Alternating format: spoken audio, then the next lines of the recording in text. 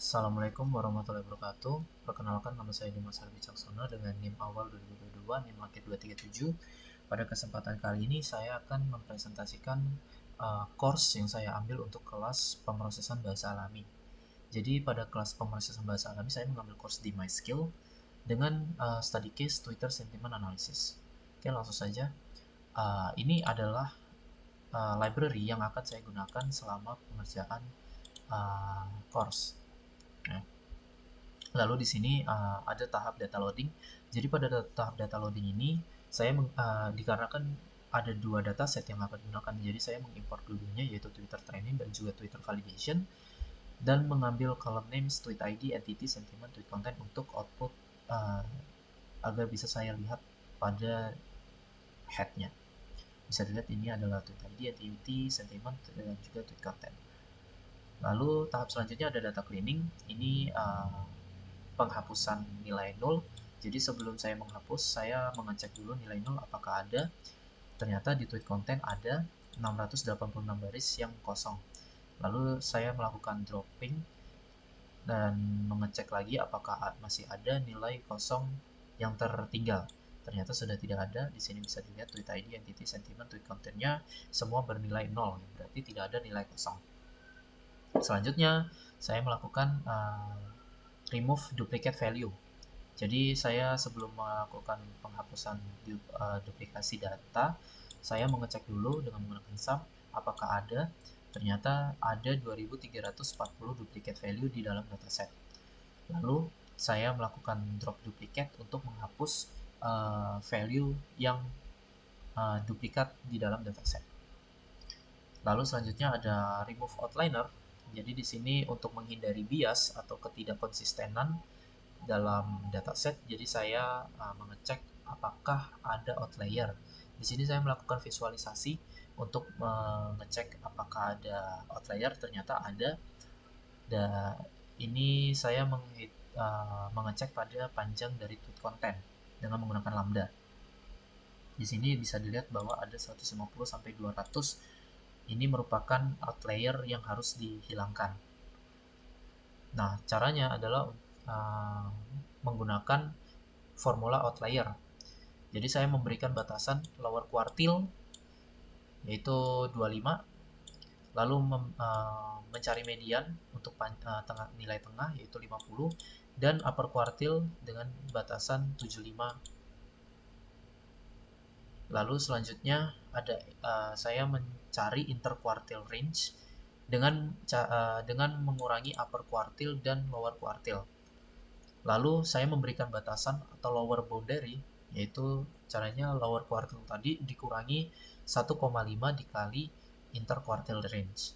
Lalu untuk upper boundary sama upper quartile ditambah 1,5 dikali interquartile range. Lalu mengeprint lower boundary dan juga upper boundary-nya. Bisa dilihat di sini batasan paling bawah adalah minus 19,5 dan batasan paling atas adalah 56,5. Setelah itu saya menghapus outlier dengan menerapkan lower boundary dan upper boundary tadi. Selanjutnya ini adalah visualisasi dari perbandingan panjang tweet content tadi sebelum dan juga sesudah penghapusan outlier. Bisa dilihat di sini sebelum melakukan penghapusan outlier ini terdapat panjang tweet content yang tidak normal atau tidak umum. Ini bisa menyebabkan bias atau kurangnya akurasi untuk ketika melakukan validasi pada model. Nah, setelah melakukan penghapusan outlier, ini bisa dilihat di sini panjangnya hanya 0 sampai 56,5 sesuai dengan boundary yang sudah diterapkan tadi. Lalu selanjutnya ini adalah distribusi label setelah data cleaning. Bisa dilihat di sini bahwa negatif ini memiliki sentimen yang paling banyak di dalam dataset ini. Lalu ini adalah exploratory data analysis. Jadi saya disuruh untuk menciptakan word cloud untuk mengidentifikasi kata-kata apa saja yang paling sering muncul dalam setiap sentimen. Jadi di sini mengambil kolom sentimen untuk di dalam tweet content untuk uh, mengecek word cloud-nya. Jadi bisa dilihat di sini ada beberapa kata yang sering muncul di semua sentimen. Ini berarti kata tersebut itu saling berkaitan dengan semua sentimen. Contohnya seperti game, Twitter, love, dan lain sebagainya. Itu kata-kata yang paling sering muncul di setiap sentimen di dalam dataset ini. Nah, ini adalah frequency of entity. Frequency of entity ini adalah kata-kata yang sering muncul dalam setiap sentimen. Jadi kata-kata ini dipilih berdasarkan frekuensinya di dalam setiap sentimen. Bisa dilihat di sini contohnya adalah Amazon. Amazon ini hijau yang paling tinggi. Hijau ini berarti neutral. Yang berarti Amazon juga tidak hanya muncul di neutral saja, tapi juga muncul di sentimen irrelevant, negatif, dan juga positif. Ini adalah kata-kata yang paling sering muncul berdasarkan frekuensinya di setiap sentimen. Nah, selanjutnya saya disuruh untuk melakukan data splitting. Nah, karena kita akan membuat model, jadi kita harus meng-split data untuk training dan validasi. Jadi di sini untuk extrainnya entity ditambah spasi ditambah tweet content. Contohnya seperti ini extrainnya. Jadi entity ini adalah kata yang tadi sering muncul di atas ini, lalu ditambahkan dengan tweet content-nya. Lalu ini adalah text preprocessing. Ini merupakan ini untuk memberikan post tag atau wordnet post agar bisa diidentifikasi seperti adjektif, verb, noun, dan adverb. Lalu ini text preprocessingnya. Yang pertama adalah melakukan tokenisasi, yaitu untuk memecah kalimat menjadi kata-kata. Lalu ini untuk splitting teks dan entity-nya, kita merubah dari kalimat menjadi dipisah menjadi entity dan juga teks. Lalu ini post tagging-nya sesuai dengan post tagging yang di atas ini, get word request. Lalu remove punctuation dan stop word. Jadi di sini punctuation ini adalah tanda baca seperti kayak koma, titik, dan lain sebagainya. Lalu untuk stop word ini adalah seperti kata-kata the, is, dan lain sebagainya. Itu akan dihapus untuk meningkatkan akurasi dari model. Lalu lematisasi ini sendiri adalah untuk mengembalikan kata menjadi bentuk awalnya. Seperti contohnya kayak running akan dirubah menjadi run, seperti itu. Lalu menggabungkan kembali teks dan entity menjadi satu.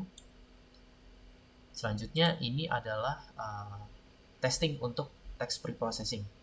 Nah, di sini udah disiapkan example text, contohnya kayak Overwatch is a wonderful game even after so many years.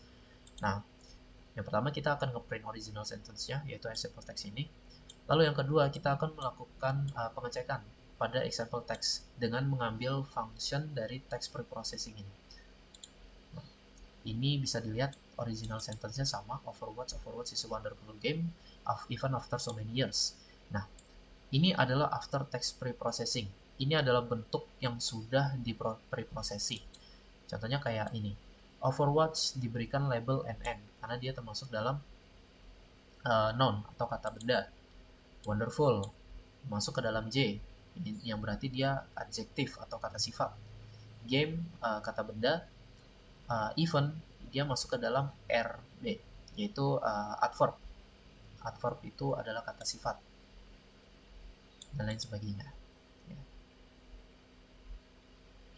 Selanjutnya kita akan mengcombine teks yang sudah di preprocessing, lalu convectorizer dan juga TF-IDF transformer menjadi satu pipeline. Nah, ini berfungsi untuk merubah teks yang sudah di preprocessing tadi itu menjadi angka-angka agar bisa dianalis oleh model. Nah, setelah melakukan pipeline, kita akan menerapkannya pada extract proses. Extract proses ini nanti dia akan mentransform extract menjadi dalam satu pipeline. Jadi Xtrain ini akan diolah oleh Convectorizer, Text Preprocessing, dan TF-IDF Transformer. Lalu sama juga dengan Xtest Process, dia akan dirubah dalam menjadi satu pipeline dengan Convectorizer, Text Preprocessing, dan juga TF-IDF Transformer. Nah, dalam case ini saya menggunakan 4 model, yaitu Logistic Regression, Cunningham Classifier, Decision Tree, dan juga Random Forest. Nah, dalam sebelum melaksanakan dimasukkannya data-data tadi, kita harus memfitting dulu classifiernya. Jadi di sini fitnya dia akan memproses extrain proses tadi dan juga sumbunya ini ytrain. Lalu untuk predict dia akan menggunakan extract proses. Lalu untuk transet predictnya dia akan menggunakan extrain proses juga. Lalu dihitung akurasi skornya dengan mengambil nilai predict dan juga y-test, dan akurasinya dengan menggunakan transet predict dan juga y-train. Nah, ini adalah output dari masing-masing masing-masing model yang kita gunakan. Bisa dilihat di sini KNN akurasinya 0,99% dan akurasi pada transetnya itu 96%. Random forest ini 97% untuk akurasinya. Lalu pada transetnya itu 98%. Untuk logistic regression dia akurasinya 93% dan akurasi pada transetnya itu 89%. Dan decision tree classifiernya akurasinya 91% dan akurasi pada transetnya 98%. Jadi bisa dilihat di sini bahwa KNN ini memiliki akurasi yang paling tinggi, yaitu 99%. Ini berarti KNN bisa digunakan untuk